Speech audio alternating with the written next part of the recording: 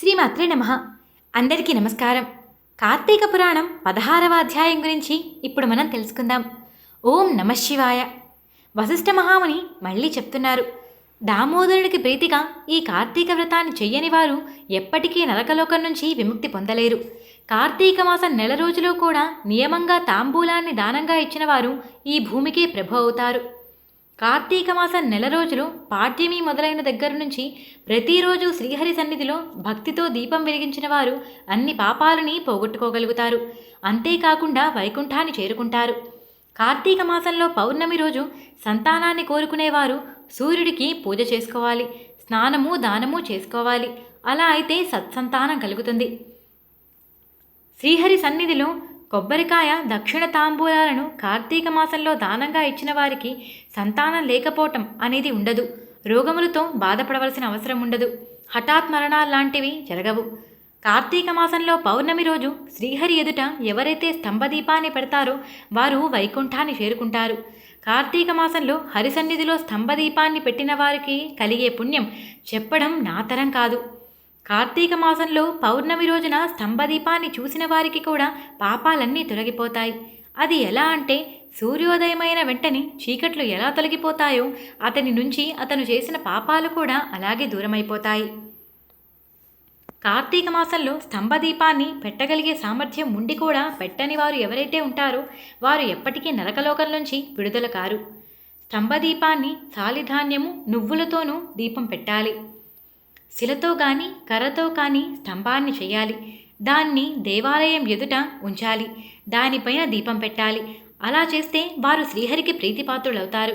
ఈ స్తంభం విషయమై పూర్వం ఒక కథ కూడా ఉంది. దాని గురించి చెప్తాను. పూర్వం మతంగ మహర్షి అనే మహర్షి ఉండేవారు.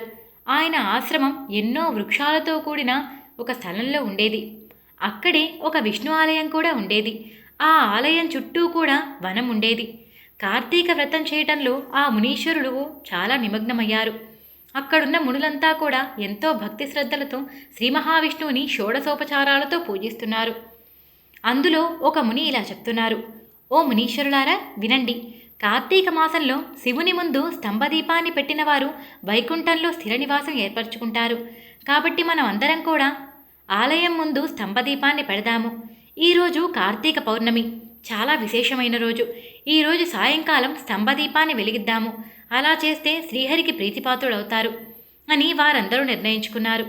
దానితో వారందరూ కూడా స్తంభదీపాన్ని పెట్టాలని దానికి ప్రయత్నం చేస్తున్నారు. ఇలా ఉండగా దేవాలయానికి ఎదుట ఒక చెట్టు ఉంది. ఆ చెట్టుకి కొమ్మలు కానీ ఆకులు కానీ ఏమీ లేవు. చాలా పెద్ద వృక్షం, మొద్దు మాత్రమే కనిపిస్తోంది. అది చూసిన వారు అందరూ కలిసి అక్కడికి వెళ్ళి కార్తీక వ్రతాన్ని చేయాలని చాలా ఉత్సాహంతో ఉన్నారు. కాబట్టి ఆవు నెయ్యితో వెలిగించిన దీపాన్ని దానిపై ఉంచారు. అందరూ కూడా నమస్కరించుకొని తిరిగి దేవాలయంలోకి వచ్చి శ్రీహరి కథ చెప్పుకోవడం ప్రారంభించారు. కథ చెప్పుకుంటూ ఉండగా హఠాత్తుగా అక్కడ ఒక పెద్ద శబ్దం వచ్చింది. వారందరూ కూడా ఒక్కసారిగా భయపడ్డారు. ఇది ఏమిటి, ఇంత పెద్ద శబ్దం ఎక్కడి నుంచి వస్తోంది అని వారు చెప్పుకుంటున్న కథని మధ్యలోనే ఆపి బయటికి వచ్చారు. వచ్చి అక్కడ చూస్తే ఆ మొద్దు అంతా పగిలిపోయి ఉంది. దానిలోంచి ఒక పురుషుడు బయటికి రావటం వారు చూశారు. అది చూసి వారంతా కూడా ఆశ్చర్యపోయారు. వెంటనే అతని దగ్గరికి వెళ్ళి అడుగుతున్నారు, ఓయి నువ్వు ఎవరు? నువ్వు ఏ తప్పు చేయటం వల్ల ఇటువంటి జన్మ నీకు కలిగింది అని అడిగారు. ఆ మాటలు విని అతడు వారికి నమస్కరించి సమాధానమిస్తున్నారు.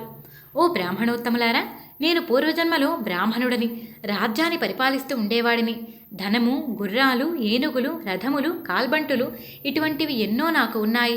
అన్ని సంపదలు కలిగి ఉన్నప్పటికీ దయ అనేది లేకుండా దుర్బుద్ధి కలిగిన వాడినై ఉండేవాడిని. నేను వేదశాస్త్రాలను చదవలేదు, శ్రీహరి చరిత్రను వినలేదు, తీర్థయాత్రలకు వెళ్ళలేదు, చిన్న వస్తువునైనా దానం చేసి ఎరగను. ఎప్పుడూ కూడా తప్పుడు పనుల మీదే నా ధ్యాస ఉండేది. బ్రాహ్మణులకి కానీ, వేద పండితులకి కానీ, సదాచారవంతులకి కానీ ఎవ్వరికీ నేను కనీసం నమస్కారమైనా చేయలేదు.